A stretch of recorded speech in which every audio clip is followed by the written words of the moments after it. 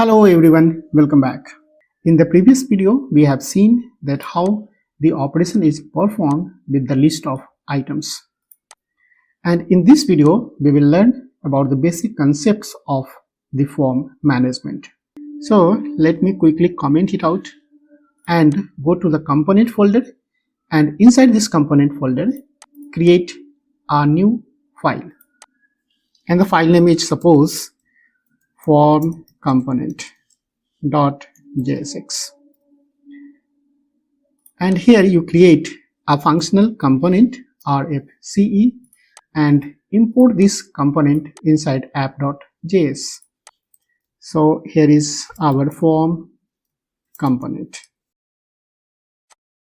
and let's see the output. Here we are getting the form component, right? Now come to the form component and create a form. So before moving on, let's try to understand that what is the difference between the regular HTML form and React form. तो regular HTML form के अंदर जितने भी हम लोग element use करते हैं वो सारे एलिमेंट्स ऑटोमेटिकली हैंडल्ड होता है बाय DOM एलिमेंट्स इटसेल्फ। लेकिन रिएक्ट के अंदर जितने भी एलिमेंट्स होते हैं all the elements are handled by the React itself, and that element is called the controlled component, right? चाहे वो हमारा इनपुट बॉक्स हो या टेक्स्ट एरिया हो या हमारा सेलेक्ट एलिमेंट हो एंड सो ऑन, जो भी एलिमेंट्स है वो all the elements are maintained by the React itself, right? So let's create a form, and inside a form let's create a label and right here the enter username, and then create an input box. So input and type is text, and let's see the output. So here we are getting the output. So let's arrange the window side by side. तो अभी तक हमारा जो form बना है ये एक regular HTML form ही है, इसके अंदर अभी कोई भी रिएक्ट का ऑपरेशन परफॉर्म नहीं हो रहा है, राइट? तो आप इसके अंदर कुछ टाइप करोगे तभी भी टाइप हो जाएगा, राइट? और इसके अंदर जो हम लोग कंटेंट लिखते हैं उस कंटेंट को हम लोग किस प्रॉपर्टीज के थ्रू एक्सेस करते हैं आपको पता होगा। जब हम लोग रेगुलर HTML यूज करते हैं तो वहां पे यूज करते थे वैल्यू, राइट? तो अगर आप यहाँ पे वैल्यू में डायरेक्ट कोई वैल्यू डाल करके देखो, suppose I am writing here test, right?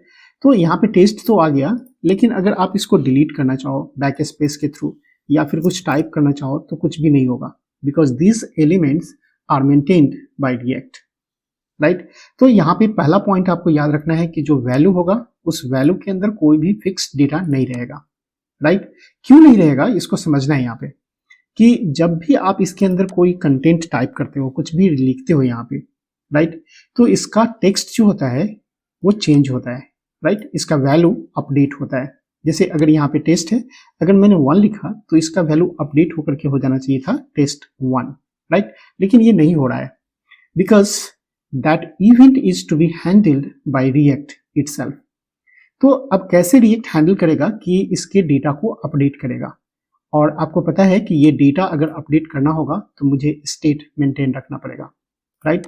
तो इसके लिए सबसे पहले हम यहाँ पे क्या कर लेते हैं, यूज स्टेट को इंपोर्ट कर लेते हैं, right?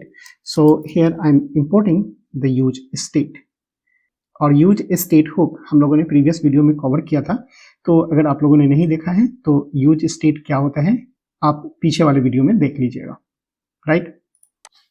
सो सबसे पहले हम लोगों को यहाँ पे मेंटेन करना है यूजर नेम, राइट?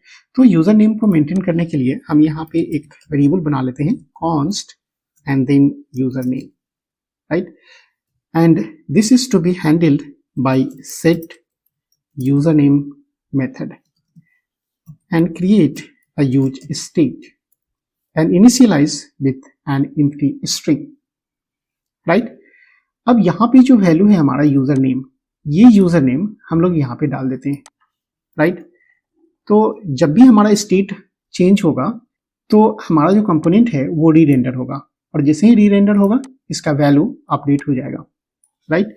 तो यहाँ पे हम लोग क्या कर लेते हैं, लिख लेते हैं user name and this is the state variable, right?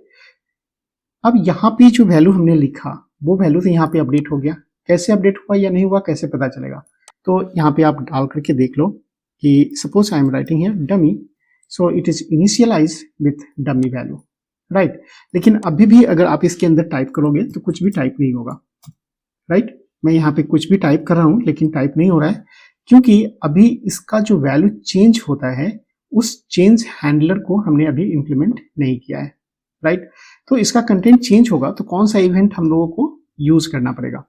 तो जब हम लोग बटन के ऊपर क्लिक करते थे तो वहां पे ऑन क्लिक हैंडलर यूज करते थे, और यहाँ पे कंटेंट जितनी बार चेंज होगा उतनी बार हमारा स्टेट अपडेट होना चाहिए, राइट। तो यहाँ पे कंटेंट टाइप करो, इसका कंटेंट चेंज होगा। तो उसके लिए एक हम लोग यूज करते हैं event handler, that is called on change event handler, right. तो यहाँ पे हम लोग यूज कर लेते हैं हैंडलर को लिखने के लिए एक function, and that is the user name handler, या ऐसे हम लोग लिखते हैं handle user name, right? And this is a function, and this handler is written over here. So define the username. तो यहाँ पे मैंने लिख दिया function and then handle username, right? अब यहाँ पे जो handle username किया, इस handle username के अंदर ऑटोमेटिकली एक इवेंट ट्रांसफर होता है, right? तो आप इसका वेरिएबल नेम कुछ भी लिख सकते हो, right? तो इस इवेंट में क्या आया, अगर आप इस इवेंट को ट्रैप करना चाहते हो, इसको शो करना चाहते हो, तो आप यहाँ पे कंसोल पे टाइप करके चेक कर सकते हो कि what is the value of event, right. तो यहाँ पे हम लोग जाते हैं इंस्पेक्ट एलिमेंट पे और यहाँ से चूज करते हैं console. So here is our console and let's remove it and then try to type something, right. तो यहाँ पे मैं कुछ की प्रेस कर रहा हूँ, सपोज R मैंने प्रेस किया, तो देखो यहाँ पे इवेंट के अंदर में हम लोगों को इतने सारे कंटेंट मिले हैं। तो इवेंट में क्या क्या मिला वो आप देख सकते हो, राइट। यहाँ पे टारगेट भी मिला है। अब यहाँ पे टारगेट को फोकस करो, यहाँ पे हमारा टारगेट है और टारगेट के अंदर में कौन सा एलिमेंट आया, इनपुट। तो यहाँ पे क्लिक करोगे तो आपको इनपुट में मिल जाएगा यहाँ पे वैल्यू, और इसको क्लिक करोगे तो इसके अंदर में कंटेंट मिल गया डमी, राइट। तो हमारा टारगेट क्या होना चाहिए था कि इस इवेंट के अंदर जो टारगेट है वो टारगेट क्या है, राइट। तो आप यहाँ पे इवेंट डॉट टारगेट को क्लिक करो और फिर देखो कि आपका टारगेट क्या देता है। तो यहाँ पे मैं फिर से प्रेस करता हूँ कोई लेटर, तो यहाँ पे मुझे मिल गया target, that I have clicked on this target element, right. अब इस टारगेट एलिमेंट को लेने के बाद हम लोगों को यहाँ से फिल्टर कर लेना है क्या चीज, वैल्यू को, राइट। तो यहां से हम लोग वैल्यू को कैसे फिल्टर करेंगे, तो डॉट वैल्यू, तो यहां से हम लोगों को वैल्यू दे देगा और वैल्यू है अभी डमी, राइट। तो यहाँ पे रिफ्रेश करो और जब भी आप कोई लेटर को प्रेस करते हो, सपोज W प्रेस किया तो आपको यहाँ पे W मिल गया, राइट। तो यहाँ से हम लोगों को कंटेंट तो मिल गया। अब इस कंटेंट के थ्रू हम चाहते हैं कि इसके यूजर नेम को अपडेट करें। तो ये जो हमारा यूजर नेम स्टेट वेरिएबल है, इस स्टेट वेरिएबल को अपडेट करने के लिए हम लोग यहाँ पे क्या करेंगे, तो सेट यूजर नेम जो फंक्शन है इस फंक्शन का हेल्प लेंगे, राइट। तो यहाँ पे कर लेते हैं हम लोग सेट यूजर नेम, और इस सेट यूजर नेम फंक्शन के अंदर हम लोगों को पास कर देना है updated value of the target element, right. So here we are getting the event dot target dot value and this value is passed to the set user name. तो क्या होगा यहाँ पे कि जितनी बार हम लोग इसमें की प्रेस करेंगे, राइट, उतनी बार इसका डेटा अपडेट होगा, और जैसे ही डेटा अपडेट होगा इसका स्टेट चेंज हो जाएगा, और जितनी बार स्टेट चेंज होगा उतनी बार ये कंपोनेंट री-रेंडर होगा, राइट। तो हम लोगों को अपडेटेड वैल्यू मिलता रहेगा। अब देखते हैं हम लोग इसको रन करके। तो यहाँ पे हमने क्लिक कर दिया, अब यहाँ से भी डमी वैल्यू को हम लोग यहाँ से रिमूव कर लेते हैं, right. So we are getting the fresh input box, and let me clear it also. And here, if you are typing something, suppose I'm writing here R, so we are getting R. Okay, so A J E S H. So we are getting all the updated values. So after pressing every character, the on change event is fired. और जितनी बार on change event fire होगा ये हमारा function call होगा, right. और जैसे ही ये function call होगा उसके अंदर set user name function call होगा और सेट यूजर नेम फंक्शन के अंदर हम लोग पास कर रहे हैं क्या, latest value of the input box, right. So we are getting here event dot target dot value and this is passed to the function to update the value of username, right. So आपको समझ में आ गया होगा कि किस तरह से हमारा फॉर्म कंट्रोल्ड होता है रिएक्ट के अंदर. अब अगर हम लोग फॉर्म को सबमिट करना चाहते हैं, राइट, तो इसके अंदर हम लोग एक सबमिट बटन भी क्रिएट कर लेते हैं और यहाँ पे हम लोग क्रिएट करते हैं input and type is equals to submit, right. और यहाँ पे हम लोग वैल्यू भी डाल देते हैं and that is called the submit form. अब आप जैसे ही सबमिट फॉर्म को यूज करोगे तो आप देखो यहाँ पे जब हम लोग क्लिक करते हैं तो ये फॉर्म का डिफॉल्ट बिहेवियर होता है कि वो पेज को सबमिट करके किसी और पेज पे ट्रांसफर करेगा और उसके लिए आप यूज करते हो action and inside the action you are using the URL, right. तो अभी हमारे पास कोई फॉर्म नहीं है, अभी हम लोग फॉर्म मैनेज करना चाहते हैं. तो जैसे ही आप इसको क्लिक करोगे तो आप देखो यहाँ पे क्वेश्चन मार्क आ गया. So it is trying to transfer the control to the other page. तो अभी हम लोगों को किसी और पेज पे जाना नहीं है, राइट. तो फॉर्म को सबमिट करने से पहले मैं क्या चाहता हूँ कि यहाँ पे जो टेक्स्ट बॉक्स के अंदर टेक्स्ट आया है, राइट, इस टेक्स्ट बॉक्स के अंदर जो भी वैल्यू है उस वैल्यू के साथ कुछ ऑपरेशन परफॉर्म करना है. अगर ये वैल्यू सेटिस्फाई होगा हमारे क्राइटेरिया को तब हमारा पेज सबमिट होना चाहिए, राइट. तो इसके लिए ऑन सबमिट पे हम लोगों को इसका डेटा एक्सेस करना पड़ेगा, राइट.